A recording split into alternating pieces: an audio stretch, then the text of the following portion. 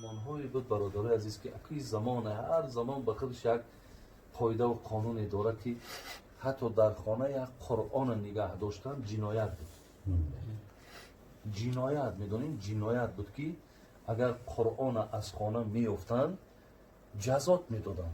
همین دورای مثال شوروی خوبی ها هم داشت. یک دولت تینج بود، یک دولت آرام بود، یک دولت بگیم سیر پور بود. خب در روی دنیا بگیم که ولی نقشی را که امریکا داره که تمام دنیا حاضر بگیم اطاعتی از امریکا میکنه، پولی از همه زورترین پول امریکا. دوره حکومت سویتی عیناً ایده نقشی بزرگ بود. اگر شما از ریختن موی سر یا اینکه از بریشی، از لاغری، بی‌اشتیایی بودن، از وزن نالازمه، پروستاتیت، درد دل، درد گرده، درد معده و یا اینکه خونو گرفتگی روده ها اذیت میکشید، پس با این رقم های در روی اکران بوده زنگ زنید. کمی از بیماری خود معلومات دهید. داروی های گیاهی لازمه را به شما شرکت شفافرما توصیه میدهد. و دیگرگون شید بود.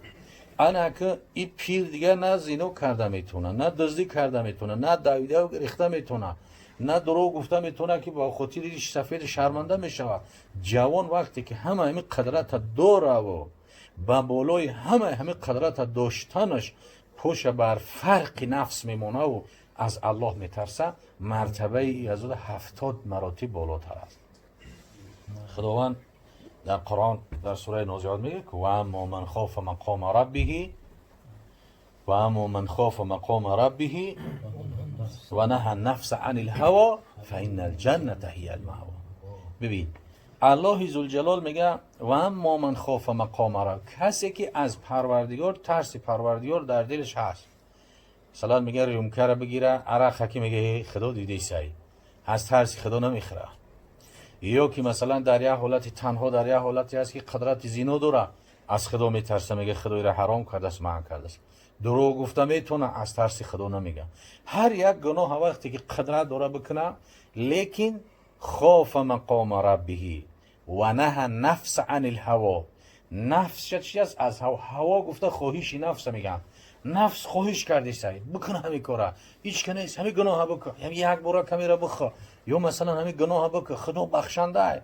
همین قدر شیطان وسوسش میکنه، لیکن چی میگه؟ و نه نفس عن الهوا. خداوند میگه در همون حالتی که قدرت بر گناه داری و گناه نمیکنی، خدا وعده داد که فإن الجنة هی المأوى.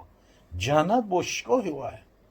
خداوند همون جنت با ششگاهی کسی میکند که بر مقابل نفسش عمل میکنه. پس اولین چیزی را که پیامبر صلی الله علیه و سلم برای ما و شما جوانان تاکید میکنه، میگه که غنیمت بشمارین جوانیتون پیش از پیر شدنتون. خب خک ویا دیگه چور تا دیگه شای گوشه بگیم با شاد روزی بعد میشه انشالله. خیر هم یک تشه بگیم انشالله خداوند توفیق ممتک همه جوانی را غنیمت بشماریم، از جوانی طاعت عبادت کنیم، خدا را بشناسیم که دنیا گذرونیم.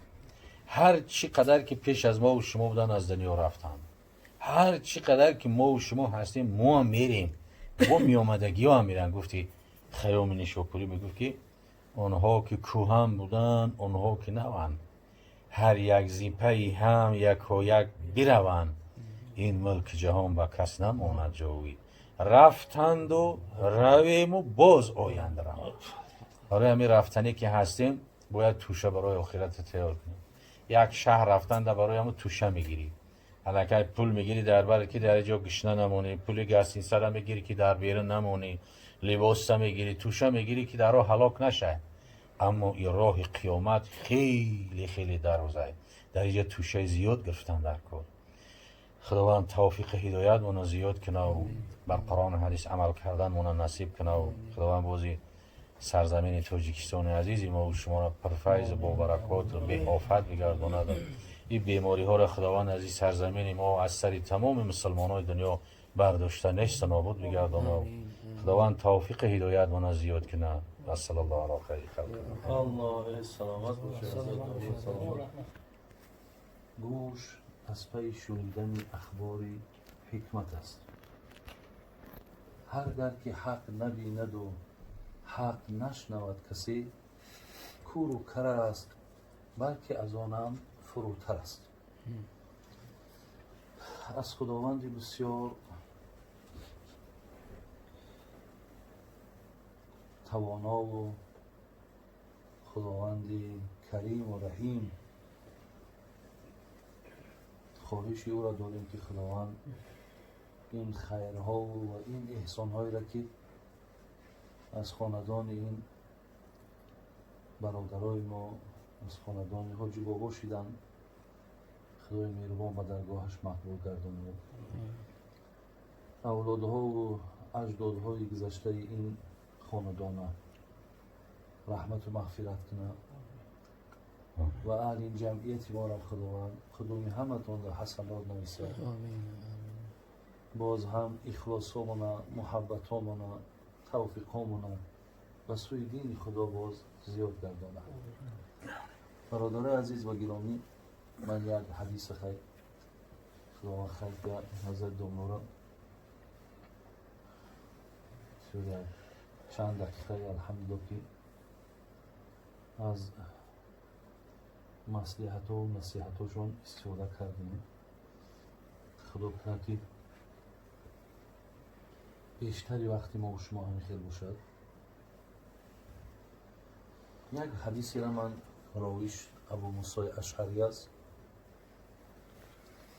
حدیث متفق علیه میگن، هم متفق علیه کشید، هم جناب امام بخاری و هم جناب امام مسلم هر دو در کتابهاشون این حدیث آوردن. جناب ابو موسی اشعری فرمود که از پیامبر گرامی شنیدم ان النبی صلی الله علیه و سلم قال انما مثل الجلیس صالح و جلیس سو که حامل المسک و نافخ الکیر. فحامل المسك إما أن يحزي، إما أن تبتاع منه، إما أن تجد منه طيبة، ونافخ الكير إما أن يحرق ثيابك، إما أن تجد منه ريحا منتنة. برادران عزیز و گرامی، الحمدلله رب العالمین که خداوند یک دورهای را آورد، یک زمانهای را آورد که این حدیث ها را دامله‌های ما، فرزندای ما میخوانند، اگرچند که با زبانی که پیامبر نازنین ما بیان کردن، زبان عربی، ولی امروز مردم ما از این استفاده میکنن. خوبیش در همه که در جامعه ما عالم هایی داریم که با حدیث ها را کلمه به کلمه معنا میکنن. الحمدلله که خانه ها مونده یک بربر کتاب خانه هایی که با هر کدام او با شرح این حدیث ها رو میدن. این زمان های بود برادرای عزیز که اکی زمان، هر زمان به خودش یک قاعده و قانون داره که حتی در خانه یک قرآن نگه داشتن جنایت بود. جنایت میدونین، جنایت بود که اگر قرآن از خانه میافتن جزات میدادن. همین دورای مثال شوروی خوبی ها هم داشت، یک دولت تینج بود، یک دولت آرام بود، یک دولت بگیم سیر پور بود. خب در روی دنیا بگیم که ولی نقشی را که امریکا داره که تمام دنیا حاضر بگیم اطاعتی از امریکا میکنن، پولی از همه زورترین پول امریکا. این دوره حکومت سویتی عیناً ایده نقش بزرگ داشت، ایده نقش بزرگ بود، ولی در قانونش برادران عزیز انا همین جای بود که در خانه ها نگه داشتن قرآن مخصوص حساب جنایت بود. نمیشه که قرآن آشکارا مقصد بگیری و به یگان ترس کشاده مانی و بخوانی. همون هم در خانه ها بود مردم مسلمان که از بس که چقدر محبت اخلاصشون زیاد بود همون هم میگرفتن و پنهان میکردن. در خانه بودنش همچون یک برکت همون خانه میدونستن. ولی امروز برادرای عزیز بینید خدای مهربان چی روزهای خوبی رو آوردیم. خانه‌ها پر قرآن، خانه‌ها پر کتاب. از هر کتابی که شب میخونی، روز میخونی، خواندن بگیر. شکر الله مهربان میکنیم که خدا با از این بد نکنه. خداوند دعا کن در کل که خوبی ها و نیکی ها رو با در تمام عالم خوب خیر گردانه. امروز حقیقتا خیلی عالم تمام دنیا برادر عزیز در یک حالت ناگواره، در حالت نارامه. در تمام دنیا مشکلات های بسیاره در تمام عالم.